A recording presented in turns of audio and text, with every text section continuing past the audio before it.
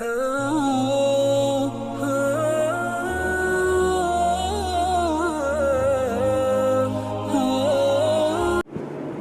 ونصلي على رسوله الكريم.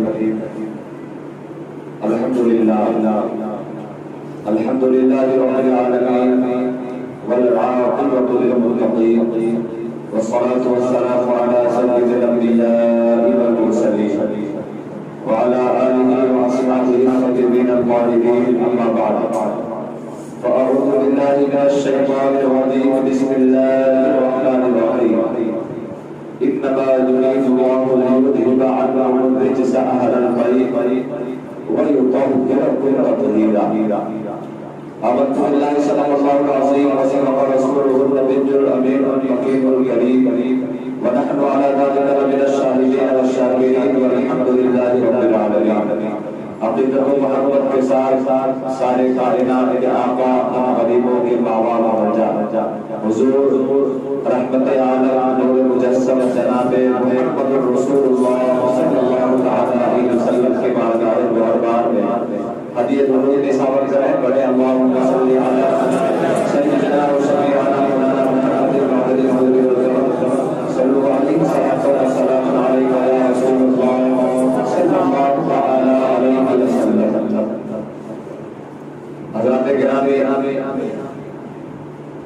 ماہ محرم الحرام کی چھٹی شب ہمارے اور آپ کے درمیان سے رواں ہے اور الحمدللہ اللہ کے فضل اور اس کی توفیق سے ذکر شہید اعظم کی چھٹی نشریح دی ہے. چونکہ ہم قادری ہیں، قادریوں سے محبت کرتے ہیں، جس طرح قادریوں سے محبت کرتے ہیں اسی طرح چشتیوں سے آج چھٹی شریف شب ہے اور اس رات کو نسبت حاصل ہے تمام چشتیوں کے سردار ہم غریبوں کے غریب نواز سید سرکار اور الحمدللہ جس کی چھٹی ہے وہ بھی اولاد امام حسن و حسین. تو اگر اولاد کا ذکر کیا جائے تو باپ کا تذکرہ ضرور ہو جائے. تو آج کی شب کو نسبت حاصل ہے سرکار خواجہ غریب نواز رضی اللہ تعالیٰ عنہ سے. آپ تمام حضرات کو خواجہ پاک کی چھٹی شریف بہت مبارک ہو اور دعا ہے کہ مولا کریم غریب نواز رضی اللہ تعالیٰ عنہ کے صدقے میں ہم غریبوں کی حاجت روائی فرمائے اور ہمارے تمام رکے ہوئے کاموں کو دل سے جاری و ساری فرمائے. حضرات بغیر کسی تاخیر کے امام علی مقام کی بارگاہ میں اللہ قبر کی شعر پیش فرماؤں. آج یہ محبت کے ساتھ بزرگ پاک کریں. اللہم صلی علی سیدنا و شفیعنا مولانا محمد صلی اللہ علیہ وسلم علیہ یا رسول اللہ صلاۃ و سلام علیک یا حبیب اللہ صلی اللہ تعالی علیہ وسلم. الحمدللہ ہم اہل رسول والجماعت سے تعلق رکھتے ہیں اور ہمیں صحابہ کرام کا احترام بھی آتا ہے اور اہل بیت اتحاد سے محبت بھی کرنی آتی ہے. آئیے بغیر کسی تاخیر کے شعر والا فرمائے جھوم کر کہیں سبحان اللہ. دور پسند ہے خزانہ پسند ہے دور پسند ہے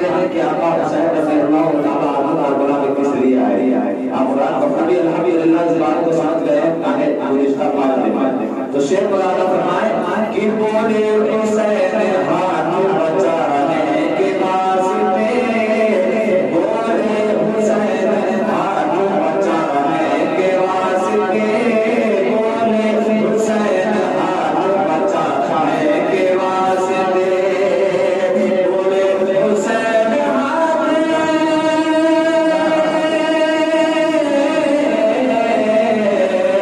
بولے حسین ہاتھ بچانے کے واسطے، کربلا میں سر کو کٹانا پسند ہے، کربلا میں سر کو کٹانا پسند ہے، کربلا میں سر کو کٹانا پسند ہے، ہم کو نبی کا سارا پسند ہے۔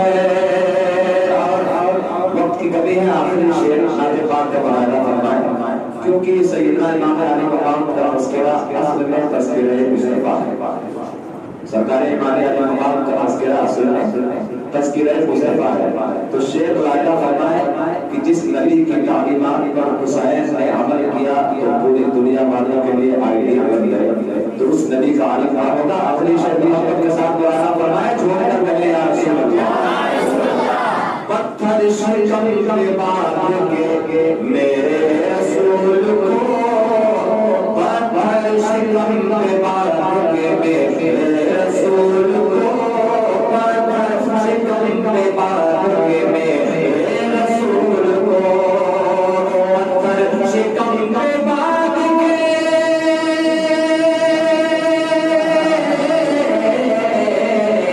پتھر شکم کے بعد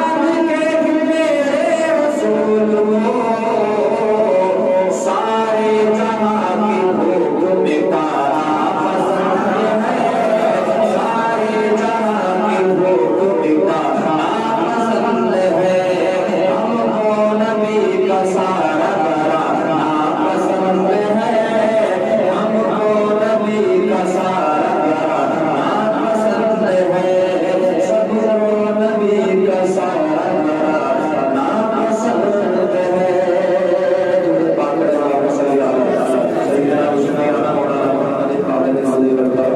صلوا علیہ وسلم علیہ یا رسول اللہ صلی اللہ تعالی علیہ وسلم۔ شاہ است حسین، بادشاہ است حسین، دین است حسین، دین بنا است حسین، سردار ندار دست در دست یزید، حقا کے بنا لا الہ است حسین۔ اور یہ شعر کون کہہ رہا ہے؟ جو اولاد حسین ہے، حسین اعظم کی عطا ہے، عطائے رسول، جو عطائے رسول وہ عطائے حسین بھی ہے۔ اور آپ جب اپنے بابا جان کی تعریف کرنے پر آتے ہیں تو آپ فرماتے ہیں کہ حسین شاہ ہے، حسین بادشاہ ہے، اور آگے فرماتے ہیں سیدی سرکار غریب نواز رحمت اللہ تعالی علیہ کہ حسین دین ہے۔ اور اتنے پر بس نہ کیا بلکہ آگے اور فرماتے ہیں دین ہی نہیں بلکہ دین کی پناہ ہے۔ اور یہ بات بالکل روزے روشن کی طرح آیا ہے کہ اگر امام حسین نے کربلا میں قربانی پیش نہ کی ہوتی تو دین پر بہت بڑی آنچ آتی۔ اگر دین محفوظ ہے تو سیدنا امام علی مقام کی شہادت کی بنیاد پر ہے، اور اسی بنیاد پر سرکار خواجہ غریب نواز فرماتے ہیں کہ حسین دین ہے، اور پھر جذبہ اور شوق محبت اور بڑھتا، فرماتے نہیں دین نہیں بلکہ دین کی پناہ ہے۔ اور آگے فرماتے ہیں کہ امام حسین نے سر دے دیا مگر ہاتھ نہ دیا، سردار نہ داد یزید، سر دے دیا مگر ہاتھ تو یزید کے ہاتھ میں نہ دیا۔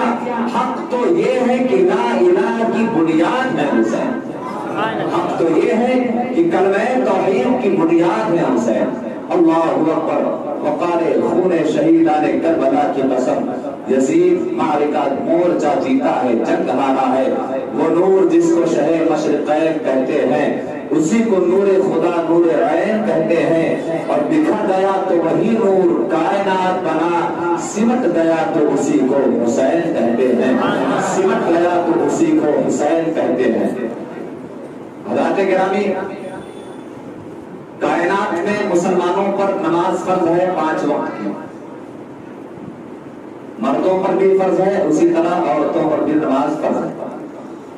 ایسا نہیں ہے کہ اسلامی شریعت کی حدود کے اندر صرف مرد آتے ہیں، جتنا حدود کے اندر مرد داخل ہے اتنا ہی عورتیں بھی داخل ہیں۔ جو احکامات شریعت کے مردوں کے لیے ہیں وہی احکامات عورتوں کے لیے بھی ہیں، اور تمام احکامات میں سب سے اہم الاحکام یا اہم العبادات جو ہے وہ نماز ہے۔ نماز سب پر فرض ہے، جس طرح مرد پر نماز فرض ہے اسی طرح ایک عورت پر بھی نماز فرض ہے، مگر ایک مرد مہینے کے 300 دن نماز پڑھ سکتا ہے، لیکن ایک عورت مہینے کے 30 دن کنٹینیو نماز نہیں پڑھ سکتی۔ میری ماں اور بہنوں کو اس پر احساس کمتری کا شکار نہیں ہونا چاہیے، اس لیے کہ مہینے میں کچھ دن ایام کے ہوتے ہیں اور وہ قدرت کی جانب سے ہے، کیونکہ وہ خون جو ایام کے دنوں میں آتا ہے اس خون کا بھی ہونا سائنس کے اعتبار سے بھی اور شریعت کے اعتبار سے بھی عورتوں کے اندر بہت ضروری ہے، کیونکہ اسی خون سے جب بچہ پیٹ میں آتا ہے تو اس کے اعضاء بنتے ہیں، اس کے ہاتھوں پیر بنتے ہیں، اور ماں کے پیٹ میں اسی خون سے اس بچے کی پرورش ہوتی ہے۔ لہذا ایک مرد تو مہینے کے 300 دن نماز پڑھ سکتا ہے، مگر ایک عورت جو کہ بالغہ ہو اور مسلمہ ہو اور حمل سے نہ ہو، پیٹ سے نہ ہو، تو اگر کوئی ایسی عورت ہے تو مہینے کے 300 دن نماز نہیں پڑھ سکتی ہے۔ اور وجہ کیا ہے کہ اسی خون سے جو مہینے میں عورتوں کو جو شران بھی ہے، حکمت بھی ہے، اللہ تعالیٰ کی طرف سے ہے، اسی خون سے بچے کی پرورش ہوتی ہے جب بچہ ماں کے پیٹ میں ہوتا ہے تو۔ اور یہ آپ حضرات بخوبی جانتے ہیں اور سائنس پڑھنے والے طلبہ اسٹوڈنٹس بھی جانتے ہیں، وہی خون بچوں کے لیے پرورش کا سبب بنتا ہے۔ اسی لیے کہا جاتا ہے کہ ماں اپنے بچوں کو اپنا خون جگر پلاتی ہے، ماں اپنے بچوں کو اپنا خون جگر پلاتی ہے۔ کائنات میں کوئی ایسی عورت ہے ہی نہیں جو مہینے کے 30 دن لگاتار نماز پڑھے یا سال کے 12 مہینے لگاتار نماز پڑھ سکے۔ آپ ہندوستان سے لے کر امریکہ تک اور امریکہ سے لے کر فجی تک پوری دنیا کو کھنگان ڈالے، کوئی ایک عورت آپ کو ایسی نہیں ملے گی جو بالغ ہو، مسلمان ہو اور پیٹ سے نہ ہو اور مہینے کے 300 دن نماز پڑھ سکتی ہے۔ مگر اسی کائنات کے نیچے، اسی نیلگوں آسمان کے نیچے اور اسی فرش زمین کے اوپر ایک عورت ایسی ہے جو مہینے کے 300 دن نماز پڑھا کرتی تھی، سال کے 12 مہینہ نماز پڑھا کرتی تھی، کبھی اس عورت کی نماز قضا ہوئی نہیں۔ جب بھی اس عورت نے، اس عظیم شان عورت نے نماز پڑھا تو ادا پڑھا، قضا کبھی کیا ہی نہیں۔ اور وہ خاتون کوئی اور نہیں بلکہ مخدومہ کائنات جناب سیدہ طیبہ طاہرہ عابدہ سیدہ خاتون جنت فاطمہ الزہرا شہزادی رسول رضی اللہ تعالی عنہا۔ اب یہاں پر ایک سوال پیدا ہوتا ہے کہ جس طرح دیگر عورتیں ہیں اسی طرح سیدہ خاتون جنت رضی اللہ تعالی عنہا بھی ہیں، تو کیا مہینے میں ان کے لیے وہ ایام مخصوصہ نہیں تھے؟ تو ایک بہت بڑا مسئلہ اور بہت بڑی بحث ہے۔ بس اتنا جان لیں کہ سیدہ کی کوئی نماز کبھی قضا نہیں ہوئی اور آپ نے ہمیشہ نماز پڑھا، مہینے کے 300 دن، 90 دن، سال کے 365 دن آپ نے ہمیشہ نماز ادا کیا، قضا کبھی نہیں۔ اب سوال یہ پیدا ہوتا ہے کہ سیدہ امام حسن، امام حسین، سیدنا زینب، سیدنا ام کلثوم رضی اللہ تعالی عنہ اجمعین آپ کے بدن مبارک میں تھے اور آپ پیدا ہوئے، اور ابھی بتایا گیا کہ وہ خون جو ہر مہینے میں عورتوں سے خارج ہوتا ہے، اس خون کا بچوں کی پرورش کے لیے ہونا بہت ضروری ہے، کیونکہ اسی خون سے بچے کے اعضاء بنائے جاتے ہیں، اسی خون سے بچے کا جگر بنتا ہے، اسی خون سے بچے کے پیر بنتے ہیں، اور وہی خون ماں کے پیٹ میں بچے کے لیے خوراک ہوتی ہے۔ تو اب سوال یہ پیدا ہوتا ہے کہ جب وہ خون فاطمہ طیبہ طاہرہ رضی اللہ تعالی عنہا کے اندر موجود تھا ہی نہیں، جب موجود تھا نہیں اسی بنیاد پر تو آپ ہمیشہ نماز پڑھا کرتی تھی، جب وہ خون آپ کے اندر موجود تھا ہی نہیں اور وہ خون بچے کی پرورش اور نشو و نما کے لیے بہت ضروری ہے، تو آخر امام حسن و حسین اور آپ کی جتنی اولادیں آپ کے وطن مبارک میں رہی ان کی پرورش کیسے ہوئی، ان کی پرورش کیسے ہوئی؟ تو اب آئیے اعلیٰ حضرت کے اس شعر کی ترجمانی میں کر رہا ہوں جو میں نے کل یا پرسوں پڑھا تھا، تو اب اس کا جواب کوئی وہ نہیں دے سکتا ہے جس کا عقیدہ گندے نالیوں کی طرح ہو، بلکہ اس کا جواب کائنات ہندوستان کے رواں صدی کے مجدد اعظم امام عشق و محبت سیدی سرکار اعلیٰ حضرت دیتے ہیں اور فرماتے ہیں پریشان ہونے کی بات نہیں ہے کہ آخر امام حسن و حسین اور سیدہ زینب سیدہ ام کلثوم کی پرورش کیسے ہوئی؟ آپ فرماتے ہیں کہ تیری نسل پاک میں ہے بچہ بچہ نور کا، تو ہے عین نور، تیرا سب گھرانا نور کا۔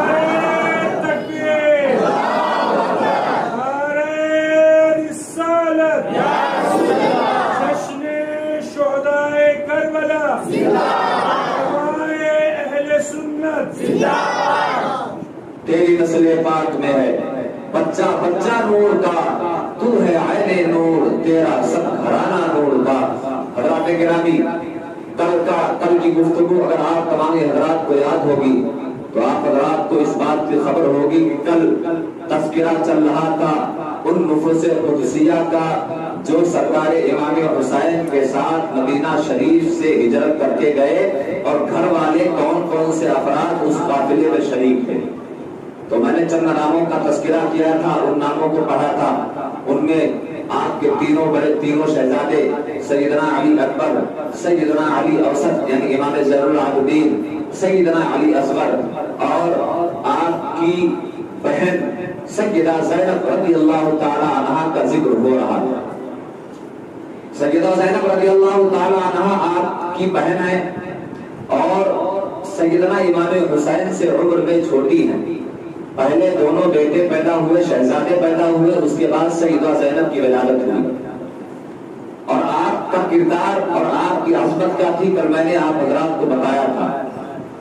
آپ کا نکاح حضرت جعفر طیار جو حضرت مولا علی کے بھائی تھے اور جو کسی جنگ میں پہلے ہی شہید ہو چکے تھے، ان کے بیٹے حضرت عبداللہ ابن جعفر طیار سے ہوا تھا، اور انہی کے بیٹے دو تھے حضرت عون محمد جنہوں نے کربلا میں جان شہادت نوش کیا۔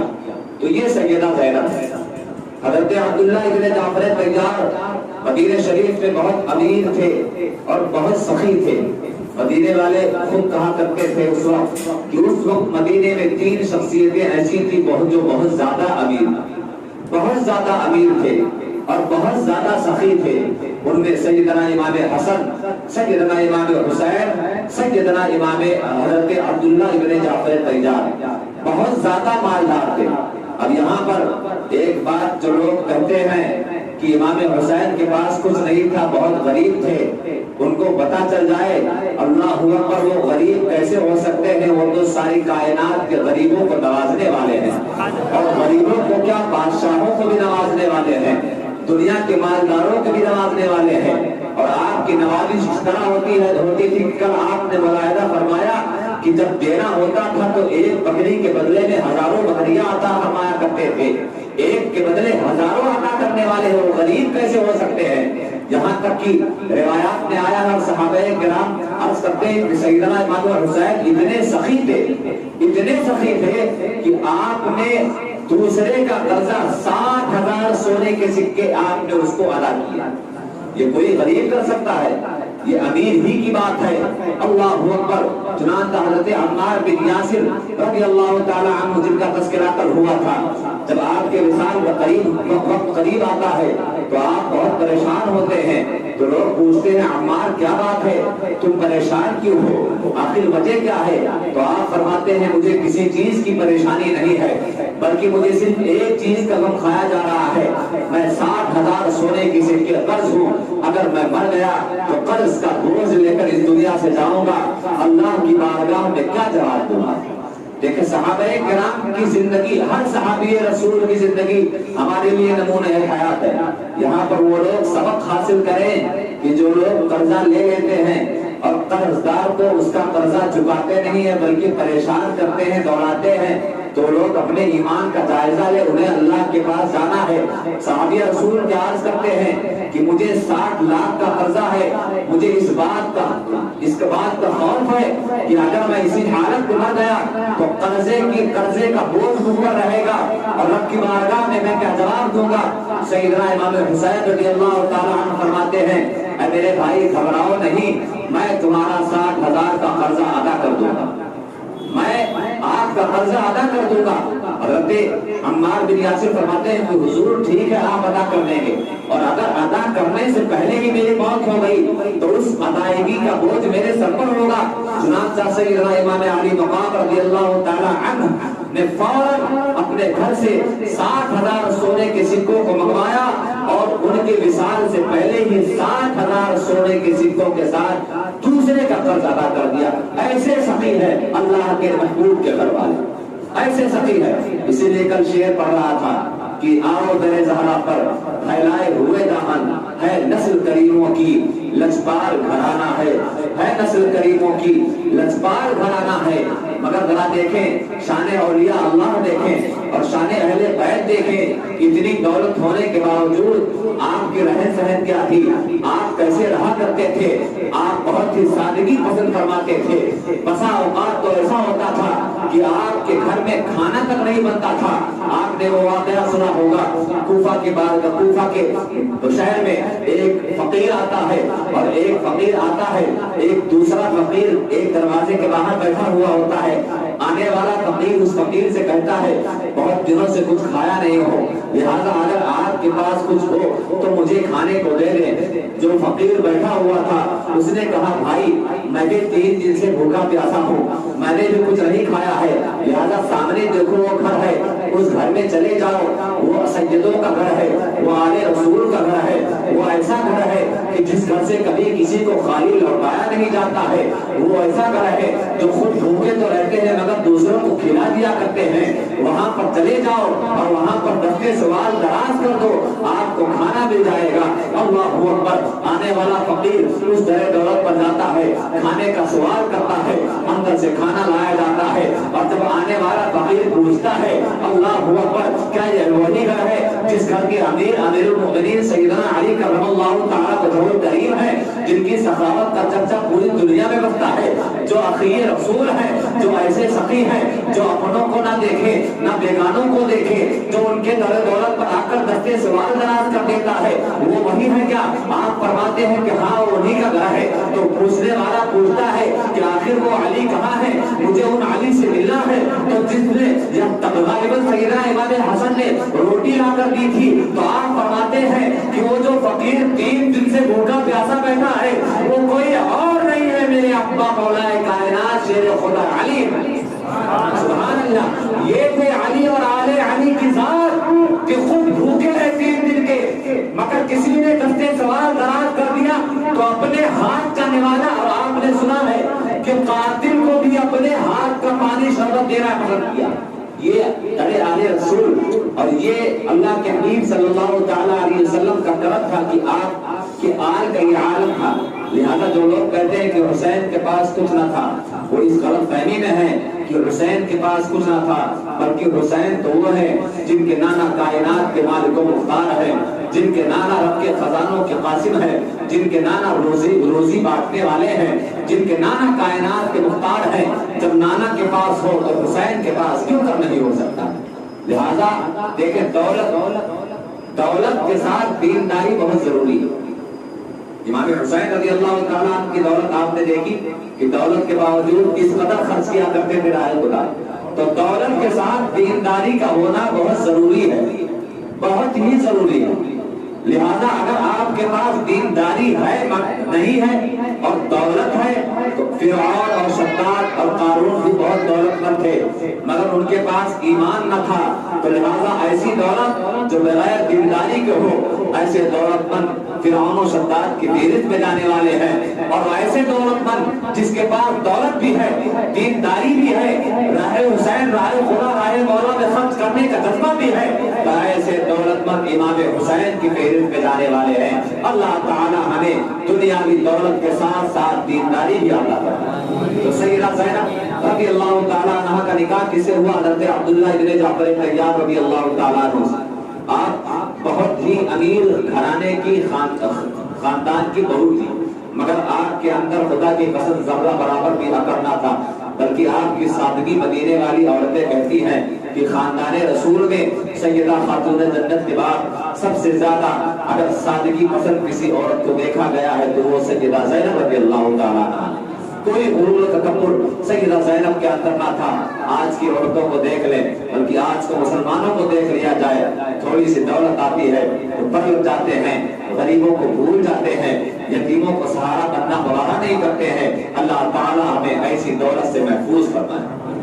سیدہ زینب پتہ چلا کہ آپ کے ساتھ جانے والوں میں حضرت امام حسین کے تینوں شہزادے اور آپ کی ایک بیٹی حضرت سکینہ اور آپ کی ایک بہن سیدہ زینب رضی اللہ تعالیٰ اور خاتون جنت فاطمہ الزہرا رضی اللہ تعالیٰ عنہا کی ایک بیٹی اور تھی جن کا نام حضرت ام کلثوم رضی اللہ تعالیٰ عنہا ہے۔ روایات میں آیا ہے کہ یہ بھی آپ کے ساتھ کربلا کے سفر میں تھی۔ حضرت ام کلثوم رضی اللہ تعالیٰ عنہ کا نکاح حضرت عبداللہ ابن عمر کے بھائی عبداللہ ابن جعفر طیار کے بھائی حضرت محمد بن جعفر طیار کے ساتھ ہوا، اور حضرت ام کلثوم رضی اللہ تعالی عنہا کی وہ شخصیت ہے کہ جب آپ کی پیدائش ہوتی ہے اور جب کچھ سال گزر جاتے ہیں تو سب سے پہلے آپ کا نکاح حضرت عمر بن خطاب رضی اللہ تعالی عنہ سے ہوا، حضرت عمر بن خطاب رضی اللہ تعالیٰ عنہ سے ہوا تھا۔ لہذا جب آپ بڑی ہوتی ہے تو حضرت عمر بن خطاب رضی اللہ تعالیٰ عنہ خود مولا کائنات مولا علی کی بارگاہ میں عرض کرتے ہیں اور فرماتے ہیں، اے میرے بھائی، اے میرے مولا، میں یہ بات چاہتا ہوں کہ آپ اپنی اس بیٹی کا نکاح میرے ساتھ کر دیں۔ حضرت مولا کائنات نے عرض کیا، حضرت عمر، اے عمر، آپ کی عمر کیا ہے اور میرے بیٹی کی عمر کیا ہے؟ آپ اندازہ لگائیں آپ کیسی بات کر رہے ہیں۔ حضرت عمر فاروق اعظم رضی اللہ تعالیٰ عنہ نے فرمایا، اے علی، اے میرے مولا، اے میرے آقا، خدا کی قسم میرے اندر کوئی نفسانی خواہشات کی بنیاد پر میں اس بات کو نہیں کہہ رہا ہوں کہ آپ کی بیٹی کا نکاح میرے ساتھ کر دیا جائے، بلکہ اللہ کے حبیب صلی اللہ تعالیٰ علیہ وسلم نے اس بات کو ارشاد فرمایا تھا کہ قیامت کے دن سارے حسب و نسب تباہ ہو جائیں گے، صرف اگر باقی رہنے والا کوئی حسب اور نسب ہوگا تو وہ میرا حسب اور میرا نسب ہوگا۔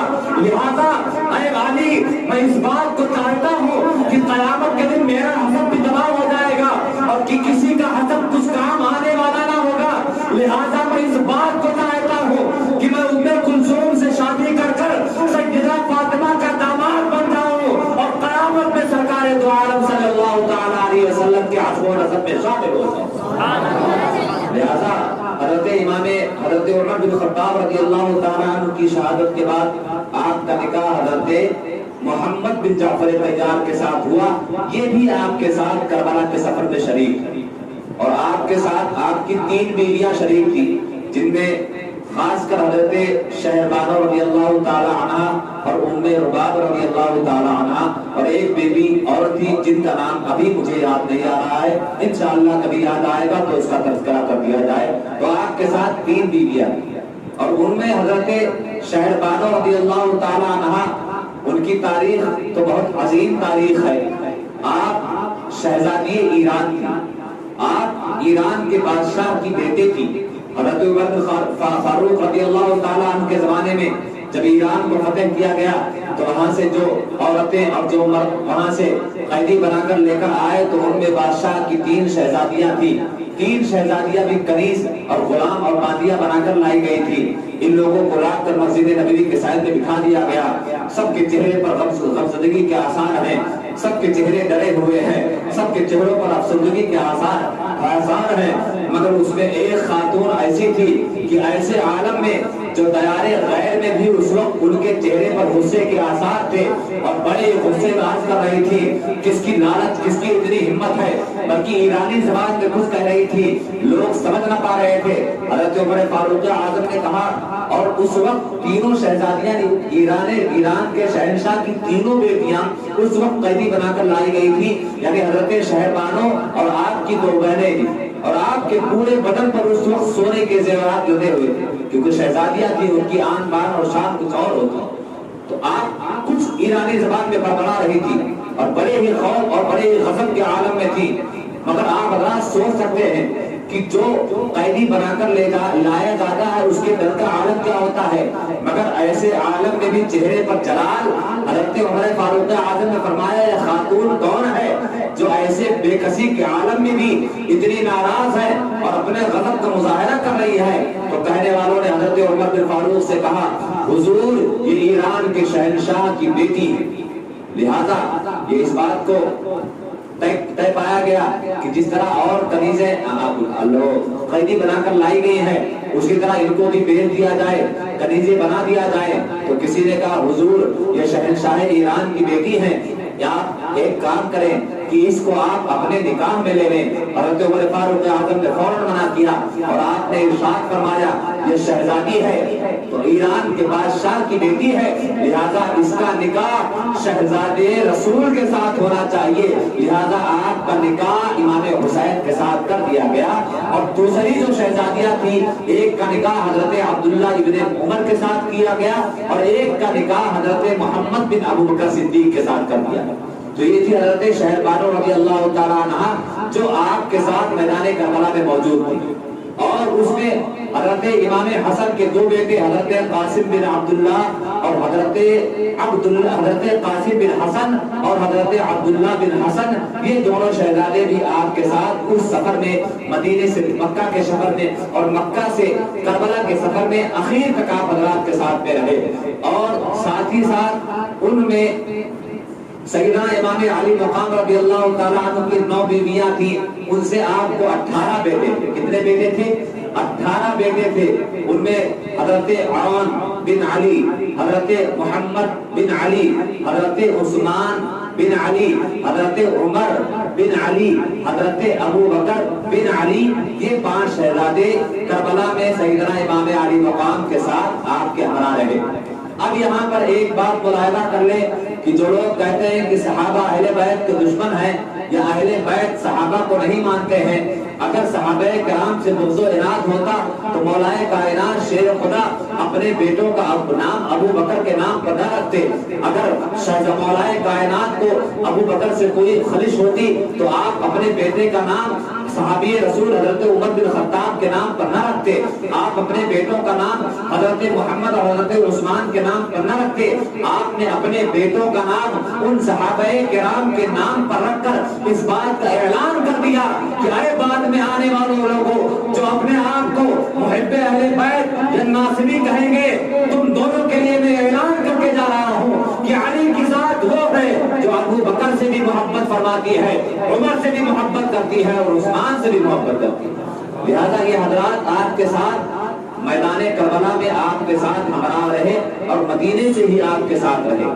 اب اس کے بعد ذکر آتا ہے تاجدار وفا کا، اللہ اکبر، قمر بنو ہاشم کا، یعنی بنو ہاشم کے چاند کا، نائب حیدر کرار کا، عباس علم بردار کا، اللہ اکبر، یہ وہ ذات ہے جس کے بارے میں میرے آقا امام حسین نے فرمایا تھا کہ اے میرے بھائی، اب تم میدان کربلا میں جا رہے ہو، مت جاؤ، تمہارے نہ رہنے سے میری کمر ٹوٹ جائے گی۔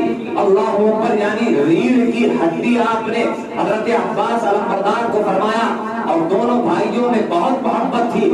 حضرت عباس جو غازی تھے، عباس غازی رضی اللہ تعالیٰ عنہ، آپ امام حسین کی اس قدر عزت کیا کرتے تھے کہ پوری زندگی جہاں امام حسین بیٹھا کرتے تھے آپ ان کے سامنے کبھی بیٹھے نہیں، ہمیشہ کھڑے رہتے۔ حضرت عباس رضی اللہ تعالیٰ عنہ تاجدار وفا اور بڑے خوبصورت تھے، اور بڑے وزیر بڑے لمبے قد کے تھے، شانے چوڑے چوڑے تھے، یہاں تک کہ آپ کی لمبائی بیان کی گئی ہے کہ جب آپ کھڑے ہوتے تھے تو اونٹ کی پیٹھ پر آپ اپنا ہاتھ رکھے کھڑے ہوتے تھے، اتنے لمبے چوڑے تھے، بہت خوبصورت تھے، اتنے خوبصورت تھے کہ اسی لیے انہیں قمر بنو ہاشم یعنی بنو ہاشم کا چاند کہا گیا۔ اور ہوتے بھی کیوں نہ، اللہ اکبر، یہ حضرت مولا کائنات رضی اللہ تعالی عنہ کے بیٹے ہیں اور ان کی والدہ کا نام ہے ام بنین فاطمہ کلابیہ رضی اللہ تعالی۔ آپ کی والدہ کا نام کیا ہے؟ فاطمہ کلابیہ رضی اللہ تعالی عنہ۔ اور آپ کی ماں کا نام ام بنین کیوں پڑا؟ حضرت عباس رضی اللہ تعالی عنہ غازی پاک، جن کو غازی کا لقب ملا ہے، اور کیوں ملا، کیسے ملا، ابھی آپ حضرات کو بھی ملاحظہ فرمائیں گے۔ حضرت عباس رضی اللہ تعالی عنہ کی والدہ جو تھی بنو کلاب قبیلے کی بیوی تھی، ان کا نام بھی فاطمہ تھا، اور حضرت عباس کی ولادت یہ دعائے فاطمہ کا اثر تھا۔ حضرت عباس رضی اللہ تعالیٰ عنہ کی ولادت جو پیدائش ہے یہ خود فاطمہ الزہرا رضی اللہ تعالیٰ عنہ کا اثر تھا۔ وہ یوں کہ جب آپ مرض وصال میں مبتلا ہوئی تو آپ نے مولا کائنات شیر خدا مولا علی کو بلایا اور عرض کرتی ہے کہ آپ نے، اے میرے سردار، آپ نے میری زندگی کے ہوتے ہوئے آپ نے کسی دوسری عورت سے نکاح نہ کیا، لیکن جب میرا وصال ہو جائے گا تو آپ نکاح کرو گے۔ حضرت مولا کائنات اس وقت خاموش رہے، کچھ نہیں بولے، کیونکہ مولا کائنات نے اس بات کو زبان مصطفیٰ سے سنا تھا۔ میرے آقا صلی اللہ تعالیٰ علیہ وسلم ہمیشہ اس بات کو ارشاد فرمایا کرتے تھے کہ فاطمہ کو ناراض کرنا اللہ کو ناراض کرنا، اور جو فاطمہ کو خوش کرے گا گویا اس نے اللہ کو خوش کر لیا ہے۔ اللہ اکبر، اللہ کو راضی کرنے کا طریقہ بھی ہمیں مل گیا ہے۔ اگر اللہ کو راضی کرنا چاہتے ہیں تو خاتون جنت فاطمہ کو راضی کر لے۔ جس نے فاطمہ کو ناراض کیا گویا اس نے خدا کو ناراض کیا، اور جس نے خدا کو ناراض کیا اس کا ایمان اس کے ساتھ نہیں رہا۔ لہذا مولا کائنات اس بات کو جانتے تھے کہ اگر میں اس عالم میں، موت کا عالم ہے، جاگنے کا وقت ہے، پوری زندگی میں نے فاطمہ کو کبھی ناراض نہیں کیا، اگر میں ابھی کہہ دوں گا کہ میں نکاح کروں گا تو ہو سکتا ہے فاطمہ ناراض ہو جائے، اور اللہ کے حبیب نے فرما دیا ہے کہ فاطمہ کی ناراضگی اللہ کی ناراضگی ہے، لہذا آپ خاموش رہے، کچھ نہیں بولے۔ حضرت خاتون جنت فاطمہ الزہرا رضی اللہ تعالی عنہا نے فرمایا کرو گے تو صحیح، آپ کرو گے ضرور، لہذا میری ایک وصیت ہے کہ جب نکاح کرنا تو کسی بہادر خاندان کی بہادر بیٹی سے نکاح کرنا، کسی بہادر خاندان کی بہادر عورت سے نکاح کرنا۔ مولا کائنات شیر خدا مولا علی نے فرمایا کہ اے فاطمہ، آخر وجہ کیا ہے؟ بہادر خاندان کی اولاد سے، بہادر خاندان کی عورت سے نکاح کرنے کی وجہ کیا ہے؟ تو خاتون جنت فاطمہ الزہرا رضی اللہ تعالیٰ عنہ عرض کرتی ہے، اے میرے تاجدار، اے علی، جس وقت کربلا میں میرے بیٹے امام حسین کے ساتھ معرکہ کربلا ہوگا تو اس وقت نہ آپ ہوں گے، نہ میں رہوں گی، نہ اس کا بھائی حسن رہے گا، لہذا آپ کسی طاقتور اور بہادر خاندان کی عورت سے نکاح کرو گے تو اور میں دعا کرتی ہوں اس عورت کے لیے کہ جس عورت سے آپ نکاح کریں اللہ اسے بہادر بیٹے عطا فرمائے۔ لہذا جب آپ نہ ہوں گے، میں نہ رہوں گی، تو کربلا میں جب میرا بیٹا حسین اکیلا اپنے آپ کو تنہا نہ محسوس کرے تو وہاں اس کے دوسرے بھائی بھی اس کے ساتھ رہا کرے۔ اللہ اکبر۔ تو امام حسین کی والدہ کی دعاؤں کا ثمرہ تھے کہ حضرت عباس رضی اللہ تعالیٰ عنہ پیدا ہوئے، اور اسی لیے انہیں ان کی والدہ کو ام بنین کہا جاتا ہے کہ آپ کے بطن مبارک سے جتنے پیدا ہوئے سب کے سب اولاد یعنی لڑکے ہی پیدا ہوئے۔ حضرت خاتون جنت نے دعا فرمایا تھا کہ ان کی اولاد بچے عطا فرما، لڑکے عطا فرما، لہذا آپ کے بطن مبارک سے جتنے لڑکے اولاد پیدا ہوئے سب کے سب لڑکے پیدا ہوئے، اسی بنیاد پر آپ کو ام بنین کہا جاتا ہے۔ کس کی والدہ کو؟ حضرت عباس رضی اللہ تعالیٰ عنہ کی والدہ۔ اور آپ کی والدہ کا عالم یہ تھا کہ آپ سیدہ خاتون جنت فاطمہ الزہرا رضی اللہ تعالیٰ عنہ سے، اب یہاں پر دیکھیں ایک بات اور ملاحظہ فرما لیں، کیونکہ پہلے دن سے ہی میری عادت رہی ہے کہ کوئی بات جب مشکوک آتی ہے یا اعتراض والی آتی ہے تو اس اعتراض کو حل کرتے ہوئے نکلتا ہوں۔ آقا نے مولا کائنات شیر خدا مولا علی کرم اللہ تعالیٰ وجہہ الکریم سے ارشاد فرمایا تھا ارشاد فرمایا تھا کہ اے علی جب تک میری بیٹی فاطمہ حیات رہے گی تم کسی دوسرے سے نکاح نہ کرنا. کیا فرمایا تھا؟ جب تک میری بیٹی فاطمہ باحیات رہے گی تب تک تم کسی دوسرے عورت سے نکاح نہ کرنا. اب چونکہ بہت دنیا آگے بڑھ گئی ہے اور لوگ سوال کرنے والے بہت آ گئے ہیں، اور چونکہ یہ دور انٹرنیٹ کا دور ہے، ایسی تقریروں کو یعنی محفل اہل بیت اور ذکر امام حسین کو چونکہ ایک مسلم بھی سنتا ہے، غیر مسلم بھی سنتا ہے، ایک محب اہل بیت بھی سنتا ہے، اور جو محب اہل بیت نہیں وہ بھی سنتے ہیں، جو اہل بیت کو مانتے وہ بھی سنتے ہیں، جو نہیں مانتے وہ بھی سنتے ہیں، کیونکہ امام حسین کا ذکر عام ہے.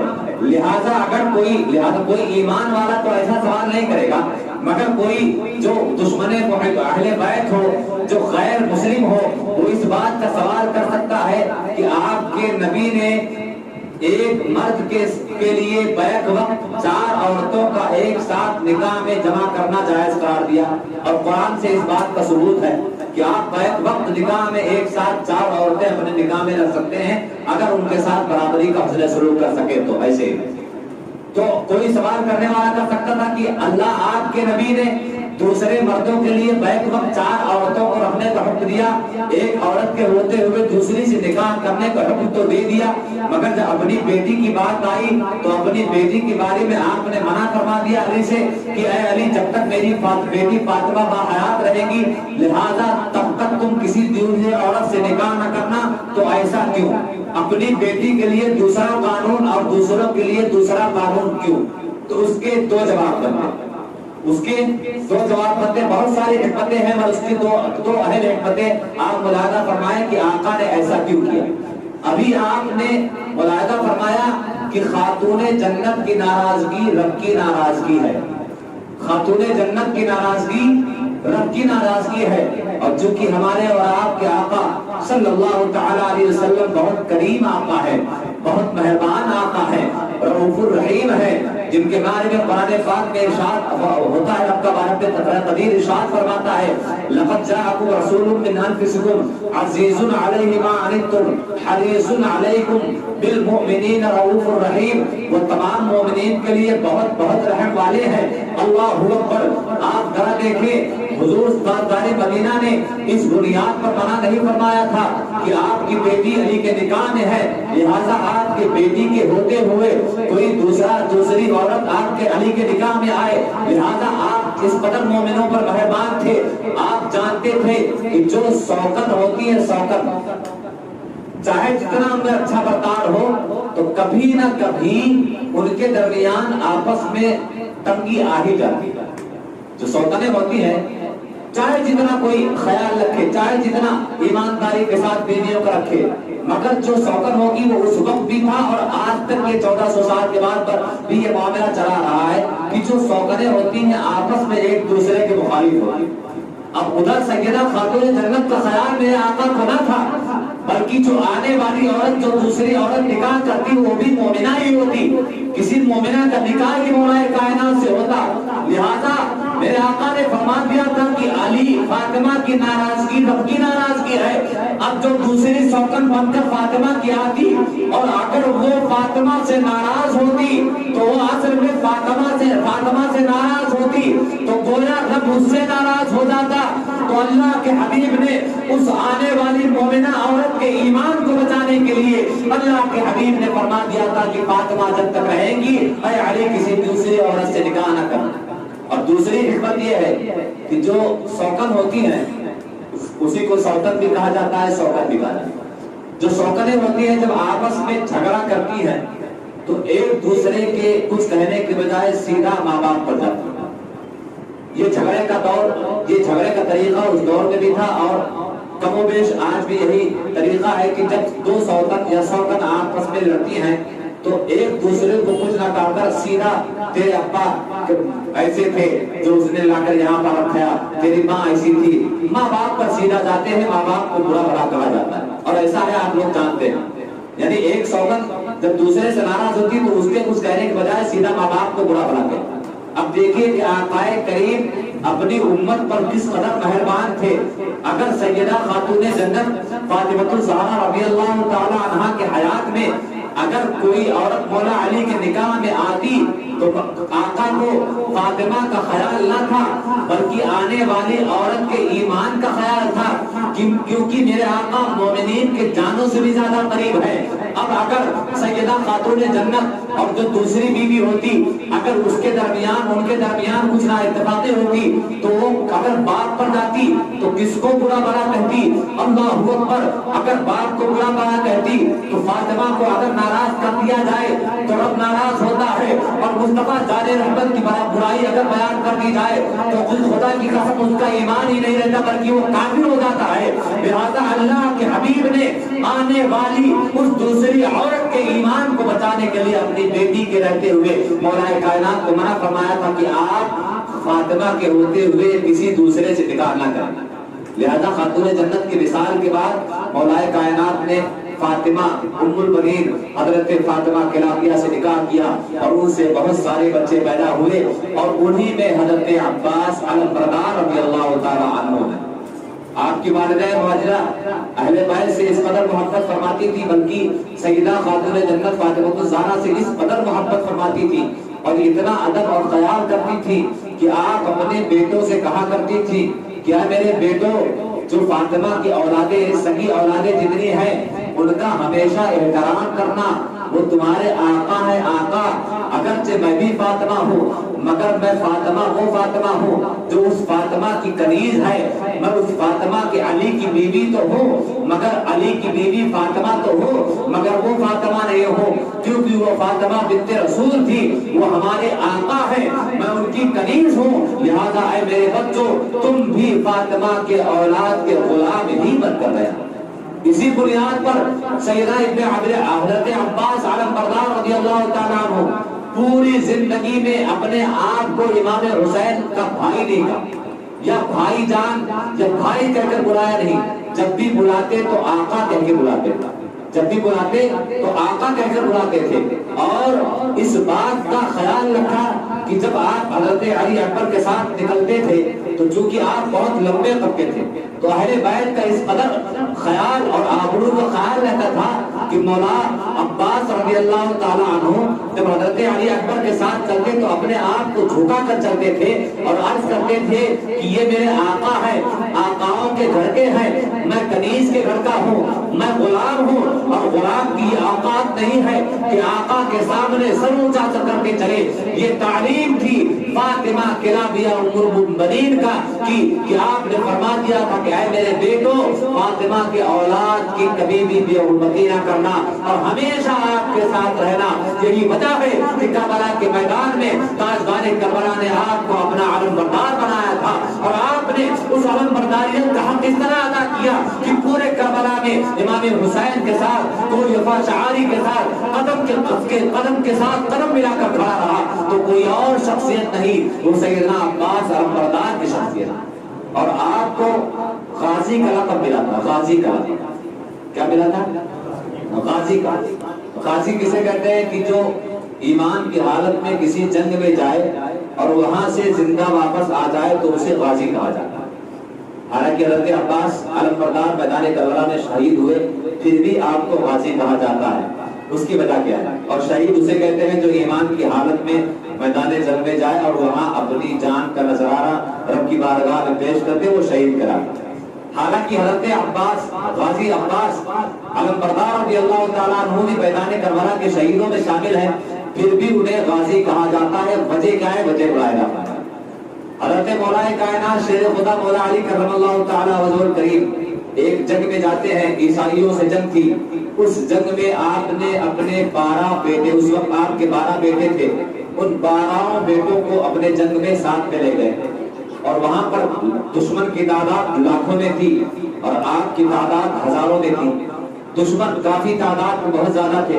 لہذا مولا کائنات شیر خدا مولا علی کرم اللہ تعالیٰ وجہ الکریم نے فرمایا کہ کون ہے علی کا بیٹا، کون علی کا بیٹا ہے جو میدان میں جائے اور دشمنوں کا خاتمہ کرے؟ کون علی کا بیٹا ہے جو میدان میں جائے اور دشمنوں کا خاتمہ کر دے. اور اس وقت حضرت عباس کی عمر صرف 12 سال. کتنے سال کے تھے؟ صرف 12 سال کے تھے. آپ بھی اس جنگ میں آپ کے ساتھ تھے. جب آپ نے کہا کہ علی کی اولاد کون ہے تو کبھی حضرت عون بن علی اٹھتے ہیں, ابا جان میں جاؤں گا. کبھی حضرت محمد بن علی اٹھتے ہیں, کبھی حضرت عمر بن علی اٹھتے ہیں. لہذا روایات میں آتا ہے, مورخین لکھتے ہیں کہ سب سے پہلے جو اٹھنے والے اٹھے وہ سیدنا امام حسن کی ذات. اور آپ فرماتے ہیں جب آپ نے کہا کون ہے علی کا بیٹا جو جائے میدان کارزار میں اور دشمنوں کو صفایا کر دے, اللہ اکبر, سب سے پہلے امام حسن اٹھے. اور ابا جان کہتے ہیں ابا جان میں سب سے پہلے جاؤں گا. تو حضرت علی نے فرمایا بیٹے حسن تم نے لگتا ہے میری بات صحیح سے سنی نہیں ہے. میں نے کہا ہے علی کا بیٹا, اور قرآن میں ابناءکم کہہ کے تمہیں نبی کا بیٹا ہونے کا اعلان قرار دے دیا ہے. اگرچہ تم میری نسل سے ہو مگر اصل میں تم نبی کی اولاد ہو. اور میں نے یہاں پر علی کی اولاد کہا ہے. اللہ تعالیٰ نے قرآن میں ابناءکم کہہ کے امام حسن و حسین سیدہ زینب سیدہ ام کلثوم کو نبی کی اولاد کہہ کے بلا دیا ہے. تم نبی کی اولاد ہو. میں نے کہا کہ علی کی اولاد میں کون جائے.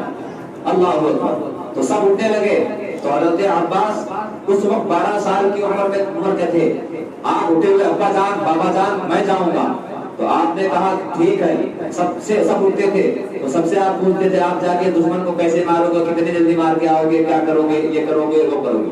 جب آپ سے پوچھا ہے میرے شہزادے بتاؤ تم دشمن کو کتنی جلدی مارو گے, آپ نے کہا ابا جان بس اتنی جلدی کہ صرف میں جاؤں گا اور آؤں گا.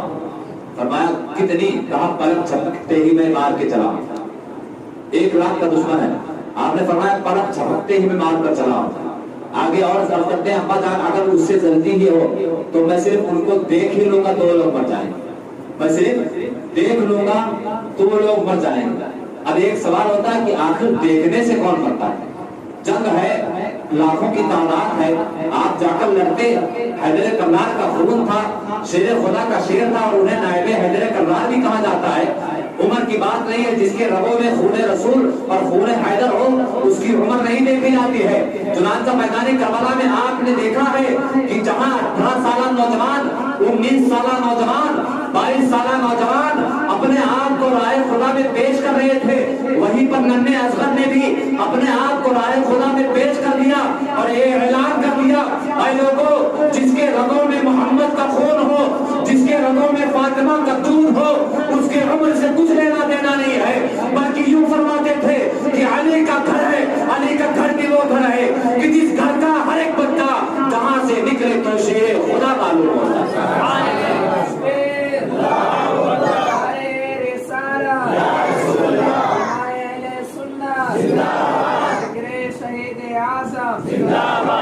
آپ نے فرمایا کہ میں صرف دیکھ لوں گا تو وہ لوگ مر جائیں, ختم ہو جائیں. تو اب سوال یہ ہوتا ہے کہ دیکھنے سے آدمی کوئی کیسے مرے گا؟ اور یہ بات سمجھ میں آتی ہے کہ میں کسی کو دیکھ لوں گا تو مر جائے گا, جب تک میں تلوار سے ماروں نہ یا کسی نہ کسی چیز کا سہارا نہ ہوں جب تک مرے گا نہیں. مگر آئیے یہاں پر بھی اہل سنت والجماعت کا موقف لیتے جائیں اور عقیدہ لیتے جائیں. اللہ اکبر, الحمدللہ. یہ شان ہم اہل سنت والجماعت کی صرف ہے. اللہ کے حبیب صلی اللہ تعالی علیہ وسلم نے ارشاد فرمایا کہ جو بندہ مومن نفلی عبادات کی کثرت کرتا ہے, فرائض کے عمل, فرائض و واجبات پر عمل کرنے کے بعد, اس بات کا آپ دھیان, فرائض و واجبات پر عمل کرنے کے بعد نفلی عبادات پر کثرت کرتا ہے تو اللہ کا قرب اسے حاصل ہو جاتا ہے. یہ آقا کا فرمان ہے. آقا نے فرمایا جو نفلی عبادات پر کثرت کرتا ہے اللہ کی رضا اسے حاصل ہوتی ہے اور اللہ کا قرب اسے حاصل ہوتا ہے. اور اس طور پر اللہ کا قرب اسے حاصل ہوتا ہے کہ وہ دیکھتا تو ہے مگر اس کا دیکھنا نہیں بلکہ خدا کا دیکھنا ہوتا ہے. میرے آقا فرماتے ہیں کہ اللہ اس کی آنکھ ہو جاتا ہے, اللہ اس کا ہاتھ ہو جاتا ہے, اللہ اس کی زبان ہو جاتا ہے, اللہ اس کی پیر ہو جاتا ہے. اللہ اکبر. یعنی جو اولیاء ہوتے ہیں اور جو قرب الہی میں مشغول ہوتے ہیں اللہ ان کی نگاہ ہو جاتا ہے. اگر وہ کسی کو دیکھ لے تو وہ صرف دیکھنے کی بنیاد پر ہی اللہ جسے چاہے دیکھ کر مار ڈالے, اللہ جسے چاہے کسی دوسرے وسائل سے مارے. چنانچہ سرکار غوث اعظم کی یہ شان تھی کہ اگر جب آپ چاہتے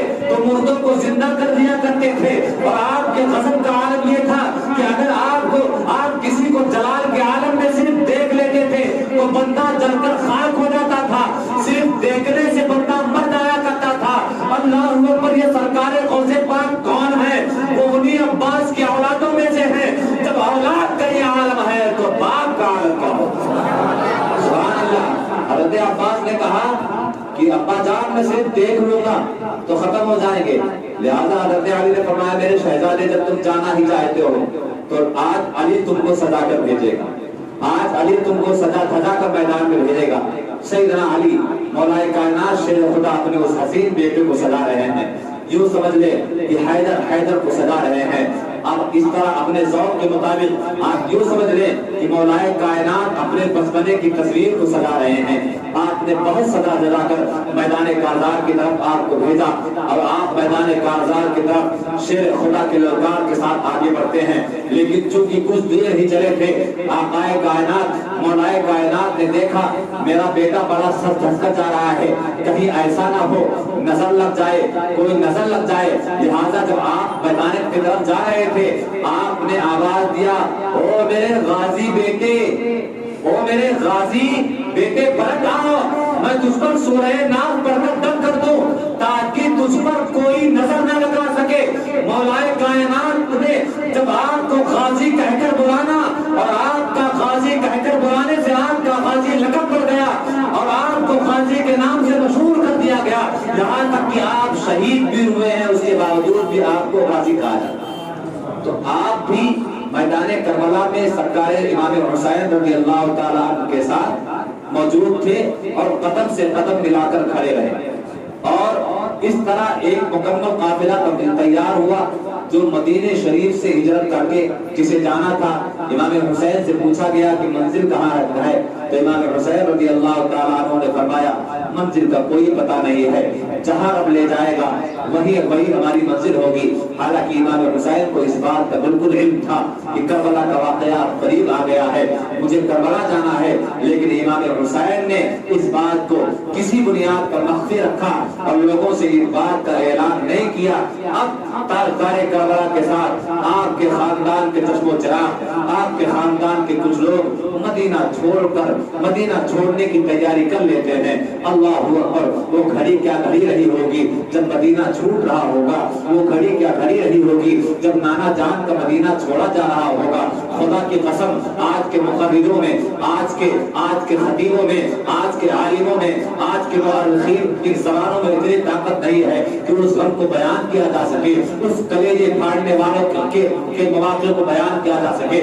آسمان بھی رو رہا ہوگا, زمین بھی لرزہ بردار ہو گئی ہوگی جس وقت تاجدار کربلا, تاجدار کائنات کا شہزادہ, شہزادہ رسول اور شہزادہ بطول سیدنا امام علی مقام مدینہ چھوڑ کر جانے لگے ہوں گے. خدا کی قسم مدینے کے در و دیوار رو رہے ہوں گے, خدا کی قسم مدینے کی گلیاں رو رہی ہوں گی, مدینے کے ذرات رو رہے ہوں گے, مدینے کی آب و ہوا رو رہی ہوگی, مدینے کے درختوں پیڑ رو رہے ہوں گے. خدا کی قسم جب یہ لوگ رو رہے تھے تو سیدنا امام علی مقام پر کیا گزر رہی ہوگی.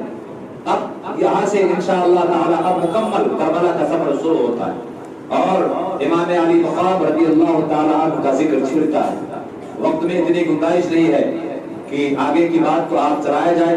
اب انشاءاللہ العزیز کل قافلہ جو نکلا تھا اور مدینے سے روانگی, یہ سارے واقعات اور انشاءاللہ العزیز کربلا تک کا سفر کیسے ہوا, کیسے کیسے واقعات آئے, انشاءاللہ تعالی اللہ تعالیٰ کی توفیق رہی تو کل اسے مکمل تفصیل کے ساتھ بتایا جائے گا.